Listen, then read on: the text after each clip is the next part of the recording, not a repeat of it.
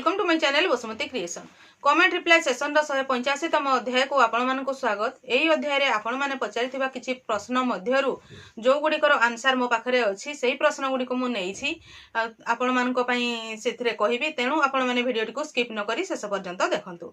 आजिर भिडियोर प्रथम प्रश्नटी हैला, दीदी गोटिए गाँ रु आउ गोटिए गाँ रो सीआरपीसीएम रही पारिबे कि? देखंतु डायरेक्टली रही पारिबे नाही, किंतु आवश्यक स्थले रही पारिबे। जेमिति कि आपणकर जदि गोटे गाँव रो सीआरपीसीएम पई एडवर्टाइजमेंट बाहरी थिला बा गाँव रे तो नुहे गोटे आंचलिक मंच बा सीएलएफ रे एडवर्टाइजमेंट बाहरी थिला एवं सेही गाँव रो कोनोसी सभ्या भी एई सीआरपीसीएम पई आवेदन कले नाही, ताहले सेही क्षेत्र रे सिलेक्शन कमिटी द्वारा अलगा गाँव रो जदि एलिजिबल सीआरपीसीएम माने जे अप्लाई करथिबे कैंडिडेट थिबे से माने आपणको गाँव रो सीआरपीसीएम भाबरे कार्य करि पारिबे। जदि आपणको गाँव रो किए जणे अप्लाई करथिबो एवं से जदि एलिजिबिलिटी को मीट कर नथिबो, जेमति कि से ठीक जेतकी क्वालिफिकेशन दरकार से पढ़ी नथिबो बा से लेखि पढ़ी ठीक भाबरे पारु नथिबे, ताहले मध्य अलगा आंचलिक मंच बा अलगा गाँव रु जणे सीआरपीसीएम को आपणको गाँव रो सीआरपीसीएम भाबरे सिलेक्शन करा जिवो।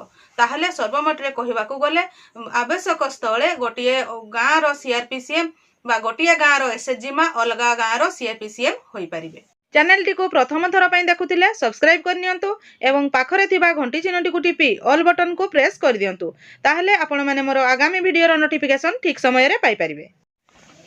नेक्स्ट प्रश्नटी हैला, मु 5 वर्ष तळे गोटे एसएचजी रे थिली बट किछि भी लोन आनी नथिली।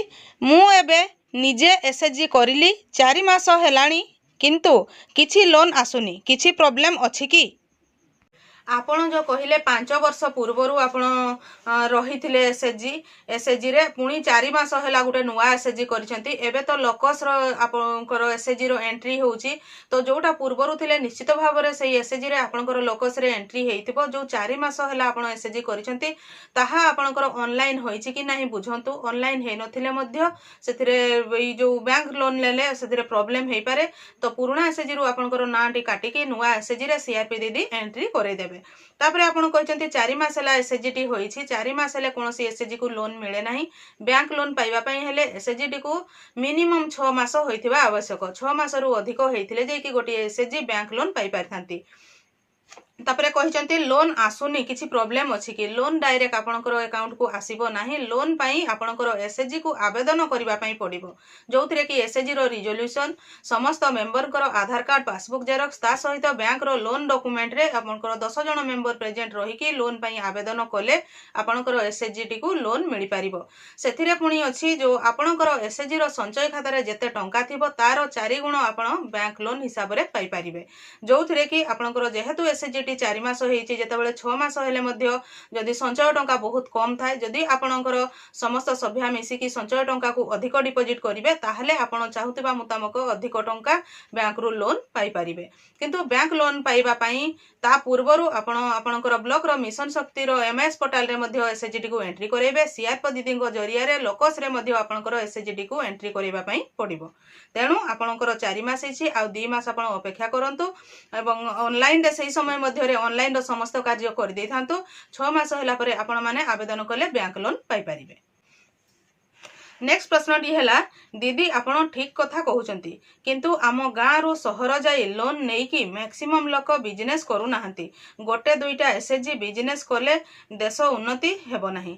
देखंतु आपण जो कहउचंती गाँ रु सहर जाई लोन नेई कि मैक्सिमम लोक बिजनेस करू नाहंती, किंतु आमर जो बैंक लोन टी दिया जाउची एसएचजी मा मानको दिया जाउची, सेही टंका रे से माने सेही गाँ रे केमिति उन्नति करि पारिबे, गाँ रे छोट हो किबा बड़ हो से माने केमिति बिजनेस करि पारिबे, सेही पई गाँ रे थाई कि एसएचजी मा माने निजे आत्मनिर्भरशील हेबा सहित सेमानकर परिवार को मध्य केमिति आर्थिक दृष्टि सहयोग करि पारिबे, सेथि पई बैंक लोन रो व्यवस्था रहिछि।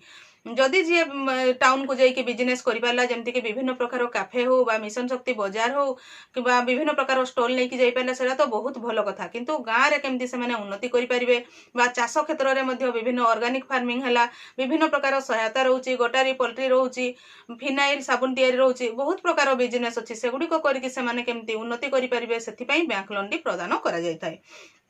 जदि समस्ते चाहिए असंभव किसी नुहे जदि समस्त एसएचजी माँ मैंने चाहिए ताहले निश्चित भाव में बैंक लोन नहीं बा सीआईएफ लोन नहीं से उन्नति करें बा किसी छोट हो कि बड़ हो बिजनेस करें। ମୁଁ आशा करुछि आपण माने एही वीडियो माध्यम रे आपण पचारिथिबा किछि प्रश्नर उत्तर पाई परिथिबे। एहीपरि आपणक मनकु जहा आसुछि कमेंट सेक्शन रे कमेंट करले तार उत्तर देबाकू मु चेष्टा करिवि। आजिर वीडियो रे बास एतिकी। आजिर वीडियोटी को आपण शेष पर्यंत देखिथिबारु आपणकू बहुत बहुत धन्यवाद। नमस्कार।